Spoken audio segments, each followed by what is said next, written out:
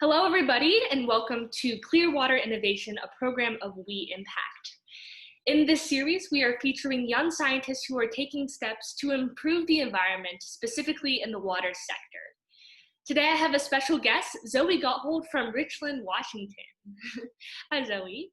She'll be talking about her project, Penguins, promoting emulsion nullification greenly using innovation nucleation surfaces.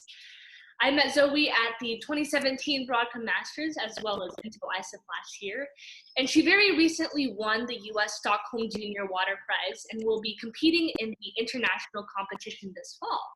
So welcome, Zoe. Thanks for being here. Thank you for having me. I'm looking forward to this. So Zoe, tell me a little bit about your amazing project. Oh, thank you. So I really love penguins, if you couldn't tell. So my project is focused on specifically oil spills, because those are a danger that penguins face. And then within oil spills, oil spill emulsions. So an emulsion is like a thick mixture of oil and water. And when an oil spill occurs, it forms, and that's very dangerous because it increases the overall volume of the spill and also floats under the surface where penguins swim. So I was looking at different ways that we could separate this emulsion, because if we can separate an emulsion, the oil is going to float to the surface, and that's a lot less dangerous. That's so interesting. So you said penguins are what inspired you to do this. What made you love penguins so much? I don't have a real answer for that, but my mom loved penguins, so there were a lot of penguins in the house. And when you're around penguins, you just kind of realize how absolutely amazing they are and recognize their worth. Yeah, so I'm curious about, you said that after you separate the oil, it's a lot easier to get rid of the oil. What are some of the current solutions that exist in order to get rid of that oil in the ocean? Yeah, so currently oil spills are still a big problem because there's many of the ways to actually clean up the oil are environmentally harmful in their own right. So one of the major processes that people use when trying to clean up oil spills is like containment. If you can keep the oil in one space, at least it's not going to be hurting other places. So if you can contain the spill, and then removal is often done by burning or with chemical surfactants that allow the oil to actually separate in the water, and that's going to just make sure that the oil is not going to spread to other places. I see. It's really, really great that you put the focus on the green part of your solution. That's incredible. Thank you. So Zoe, what inspired you to pursue that particular solution to oil spills? Absolutely, that is a great question. So earlier, I was just studying these oil spills and trying to figure out some properties about them so I could look at different ways to separate them. And in my testing, I used these graduated cylinders made of different materials. So some were plastic and some were glass. And I noticed that the material surrounding them had an effect. And that effect was just changing the amount of time it took to separate. And so based on that, I decided to look at the way that different plastics could actually affect these emulsions. And because I found that certain plastics did have a statistically significant effect on emulsion separation time, that meant I was then be able to create prototypes. And this actually makes sense from a scientific perspective. I'm looking at plastics with varying polarities, which is what really affects this oil and water emulsion, where there are different polarities coming together.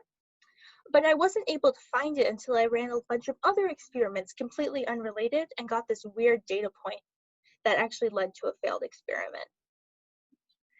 Wow, that's so interesting. So your experiment itself inspired other experiments. That's really cool. That sounds like something from a movie, but that's great. So Zoe, you're really good at math. How did you integrate mathematical methods into your project? I love the integrate pun. I don't even know if it was intentional, but it was awesome. So I do love math. I found that one of the best ways to incorporate math was doing just a lot of statistical analysis. So I learned how to do ANOVA testing, which we learned about in biology class, and I wanted to really find out how it worked. And this allowed me to see if my results were statistically significant. It didn't actually have to do a lot of math, just some Excel. I do love Excel. But the other way that I used math was in my modeling. So instead of looking at this emulsion separation as a begin and an end, I was able to model it as a logistic regression, which gave me a lot of data points where I was able to understand. So my emulsion is going to remain unseparated for a while, and then the separation will go quickly, and then it'll level out after the whole thing is separated. And I found that that was really helpful in understanding overall. So if you like math, just apply it in little ways and it'll add up to really making sure that your project is something you're understanding on a deeper level. That's great advice. Thank you. So would you classify your project as like a lab project or a kitchen project? My project is 100% a kitchen project. So where I live, there aren't a lot of labs, well, labs that are accessible to people under 18. So I decided to focus on studying something I could study at home, and that was these oil spill emulsions. I didn't use crude oil. That would be really unsafe in the kitchen. So I used canola oil as a model. And using that simulated emulsion, I was able to run these same experiments. That's fantastic. Yeah, you must be really resourceful. Thank you. Tips for students who are also looking to do kitchen projects and maybe they don't have labs just like you didn't? Absolutely. So first of all, I think what's really important is that you find something you're interested in. So a lot of times people go into science fair thinking, I have to have an idea. But I think it really helps if you go in, this is what I'm really interested in, and I want to just start somewhere. So I started my project in middle school when I didn't really know what I was doing. But I knew that I loved penguins, and I knew that oil spills were something that I could do at home. So I think if you think about a kitchen project as something that you can really look at these real world problems with and challenge yourself to find a scale model or something that you can actually work with that's going to approximate these real world problems, you can really make a lot of progress. That's great. So what are the big challenges that you have faced during this process? Well, definitely adapting a lot of things from this industry, this petroleum industry that has a lot of money and fancy machines to run all of their experiments, to something in the kitchen. But I found that pretty fun, this idea. One year I made a homemade viscometer where I just used a sheet of glass to measure the stickiness of the emulsion. It wasn't a great proxy, but it allowed me to still measure some of those properties. And then a more personal problem would be procrastination, because I really don't like working on things when they're not fun. And while running an experiment is fun, taking data is not exactly my idea of a great time. So I really had to, and my parents had to make sure that I was doing a project and getting enough done that I'd be able to understand something about my experiments. Yeah, that's amazing.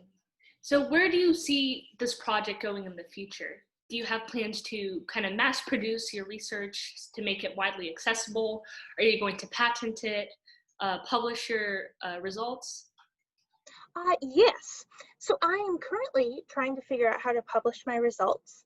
My main goal right now is it's still in that preliminary stage. I've only tested with canola oil and in smaller areas. So I think my project has quite literally outgrown the kitchen.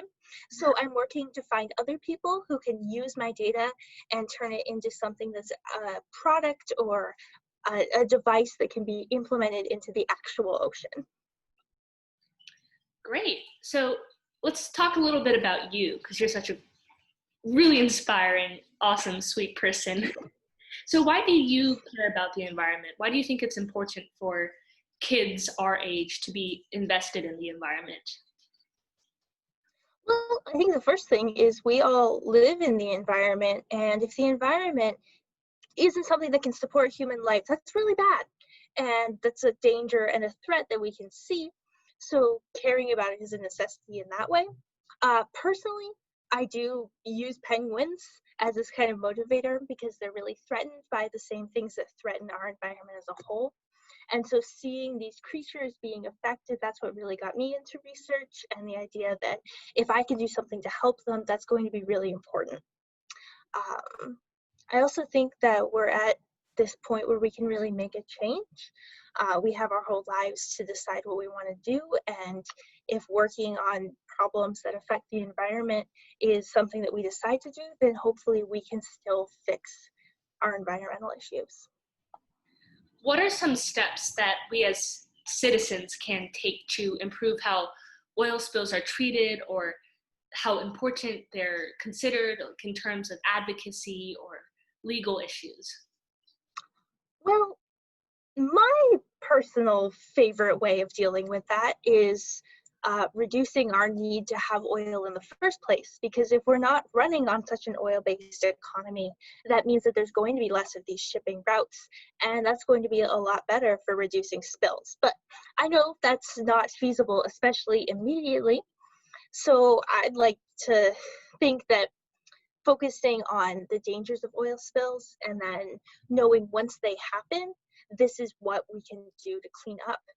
And one amazing organization that I would like to bring up and suggest everyone donate to is called STANCOP, which is a South African bird conservatory that works with oiled seabirds and other injured seabirds to help protect them. They were really big after the Treasure Island oil spill, which inspired me to start my research. And they're all volunteers who work really hard to protect biodiversity and all of these different animals. So if you can, anyone can check them out, and you can adopt your own penguin. It's amazing. Uh, Also, just focus on reducing your own personal use of oil-based products.